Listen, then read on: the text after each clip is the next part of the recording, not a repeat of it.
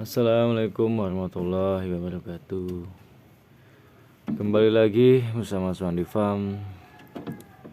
Episode kali ini hanya sedikit yang ingin saya sampaikan, karena beberapa ada yang tanya untuk masalah penetasan telur.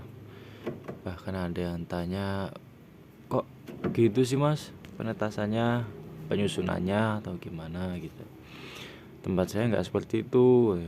Ada juga yang pernah bilang seperti itu, nanti gampang retak atau gampang pecah diputarnya dibaliknya. Sebetulnya untuk penetasan telur itu, kawan-kawan semuanya, usia 0 sampai 4 hari tidak perlu dibalik, atau bisa dibilang jangan dibalik, jangan diputar-putar. Jadi tidak masalah untuk penyusunan telurnya, untuk penyusunan kepadatan dalam mesinnya gitu. Dikarenakan ketika akan dimulai pemutaran atau pembalikan telurnya, itu kan sudah melakukan kegiatan peneropongan. Otomatis telur yang ada di mesin berkurang. Untuk yang kemarin tanya, mas kok itu kesempitan atau gimana, kok nggak standar banget sih?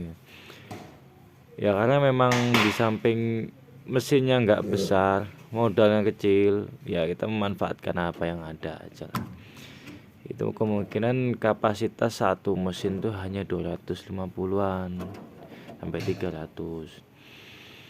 Saya masukkan sampai 350 sampai 390 kemarin, karena banyak yang komplain. Untuk masalah kepadatan itu bisa kita atur ketika mulai peneropongan. Otomatis kan ada yang invertil, ada yang vertil. Ketika yang invertilnya dikeluarkan kan tempatnya pun akan semakin longgar, akan semakin leluasa ketika pembalikan pertama kalinya gitu. Nah itu yang paling banyak ditanyakan sih dari video-video yang saya upload kemarin di Facebook ataupun di Instagram, di YouTube. Banyak yang komplain seperti itu. Itu mungkin udah kejawab lah ya. Dan yang kedua, mas, itu kok lampunya nggak besar ya? Apa panas, apa suhunya stabil, apa gimana gitu. Kalau penetasan itu, penetasan yang saya lakukan itu ya, bukan yang saya lihat di YouTube atau di mana gitu, tapi yang saya praktekkan sendiri udah berapa tahun itu pakai mesin ini kan mesin legendaris ini. Dari awal punya kandang ya pakai mesin ini, wis telung tingkat itu. 350-an lah kapasitas tingkat 3, dan satunya buat finishing tapi di kandang di luar yang ada ventilasinya.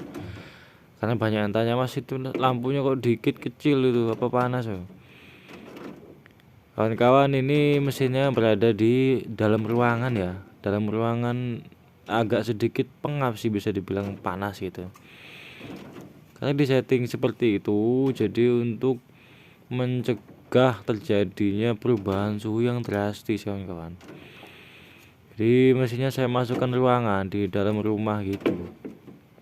Ketika cuaca panas ya tetap panas, adem ya berubah jadi nggak terlalu dingin, masih ada hangat-hangatnya gitu loh. Nah jadi kan mengatasi namanya perubahan suhu yang langsung makleb, hilang suhu panasnya tiba-tiba jadi dingin gitu. Kenapa saya pasang seadanya seperti itu, karena memang karena ya memang tempatnya hangat di dalam gitu. Tempatnya hangat di dalam, bisa dibilang stabil lah kehangatannya. Jadi ketika mati lampu pun ini kehangatannya masih stabil, masih bagus. Masih bagus ya, namanya awam ini sambil-sambil belajar juga sih. Apa benar kayak gitu, tapi saya kurang paham. Tapi yang saya lakukan berapa tahun ini seperti itu gitu, mencegah perubahan drastis suhu luar mempengaruhi suhu dalam. Jadi ketika usia 18 up, telurnya mulai saya pindah ke mesin yang di luar, yang ada ventilasinya, leluasa ventilasinya itu pindah udaranya dengan leluasa masuk ke mesin gitu. Tapi tetap suhunya tetap stabil, dijaga. Ya intinya itu sih yang paling banyak ditanyain, yaitu kenapa kok lampunya sedikit, kok kepanasannya apa ya kejaga gitu, tapi ya alhamdulillah ya kejaga dikarenakan ruangannya juga hangat. Dan jangan lupa kawan-kawan itu termometernya saya pakai yang otomatis ya, termometer yang enggak manual gitu. Banyak juga yang tanya-tanya kemarin itu tentang kok tempat saya suhunya segini tapi netesnya lama, netesnya mundur gitu ya. Lebih baik sampean yang masih tanya-tanya hal seperti itu sering-sering nonton YouTube lah, yang senior-senior tuh banyak banget itu. Saya juga belajar dari mereka juga. Bisa dibilang ya saling-saling belajar gitu. Walaupun saya penetasan udah berapa tahun, tapi ya ilmu-ilmu baru itu patut lah kita pelajarin gitu. Intinya jangan kekeh dengan kemampuan yang lama. Kalau misalnya ada perubahan-perubahan terbaru yang bikin kita efisiennya lebih tinggi, kecepatan penetasan ya stabil, nggak mundur, nggak kecepatan, ya nek iso ya saling terus belajar lah. Kayak aja nganti merasa paling pintar, merasa paling benar gitu loh. Yang penting saling-saling belajar ya, bisa menambah teman juga sih. Karena ketika kita sudah merasa pintar ya itu di saat itulah kita mulai goblok ya. Intinya itu sih. Teruslah menjadi orang goblok gitu sampai kita nggak bisa digoblokin lagi. Ya itu kawan-kawan simpelnya sih. Yang banyak yang tanya-tanya seperti itu. Walaupun saya bukan lulusan S1 peternakan ya, saya ini ya masih kuliah S1 ekonomi. Tapi alhamdulillah sejak muda itu saya bekerja di peternakan ayam petelur.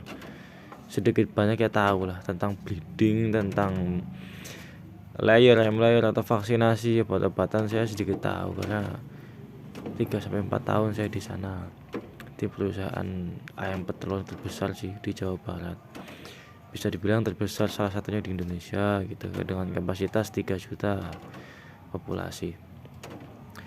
Nah itu kawan-kawan, kalau masalah kelembaban ya nggak usah dipermasalahkan ya, itu sangat gampang ya. Kayak ventilasi, kayak pengaturan suhu itu pasti udah banyak banget di YouTube, di Google atau di Facebook dan lain-lain. Intinya sih kalau penetasan seperti ini ya tinggal kita atur saja. Tinggal kita atur saja indukan kita, indukan, tingkat fertilitas telur, dan satu lagi jangan lupa bolak-baliknya itu ya 0-4 kalau bisa jangan dibolak-balikin. Takutnya ada yang seperti kemarin itu beli telur di kami ya katanya nggak ada yang menetas, tapi banyak yang salah aturan gitu, salah prakteknya. Ya mudah-mudahan kedepannya nggak ada lagi seperti itu. Lebih baik bertanya kalau misalnya nggak tahu, nanti takutnya menjelek-jelekan telurnya, menjelek-jelekan indukannya atau bejantannya ke orang lain kan ya nggak bagus. Lebih baik tanya kalau nggak tahu. Nggak mungkin lah kalau tanya nggak dijawab. Ya mudah-mudahan ya saling belajar juga mau ya. Yang penting saling membantu lah, jangan menjelek-jelekan di manapun intinya. Walaupun saya juga belum ahli atau belum lulus lah, kalau katanya orang peternakan itu ya belum lulus uji belum S1 peternakan soalnya. Ya ini S1 rumahan iki. Saling-saling belajar. Tapi yang mudah-mudahan ya dengan pengalaman yang lumayan, alhamdulillah ya tingkat menetasnya saat ini bertahan di 80% up lah, alhamdulillah. Tingkat fertilitas bejantan kami ya alhamdulillah bisa sampai 95%. Itu pun dengan perawatan yang sangat sederhana, tanpa adanya treatment-treatment yang muluk-muluk. Oke, langsung ke kandang. Nah, seperti itulah kandang yang ada di Suhandi Farm. Bejantan 1:5, 1 banding ganjil lah intinya. 1:7 itu pun kalau sudah overpopulasi. Insya Allah seperti itu, nggak neko-neko, perawatannya simple tanpa ada yang harus dilakukan gitu. Karena apa yang dilakukan di PT-PT atau di perusahaan besar juga nggak terlalu ribet sih, nggak seperti yang di YouTube intinya. Semua itu asal pakan, asal nutrisinya tepat, asal ayamnya juga sehat gitu, pasti tingkat fertilitasnya tinggi. Terima kasih untuk melihat semua di farm. Kalau ada salah-salah kata atau salah-salah ilmu tolong dimaafkan, dibenarkan. Ya, siap. Terima kasih.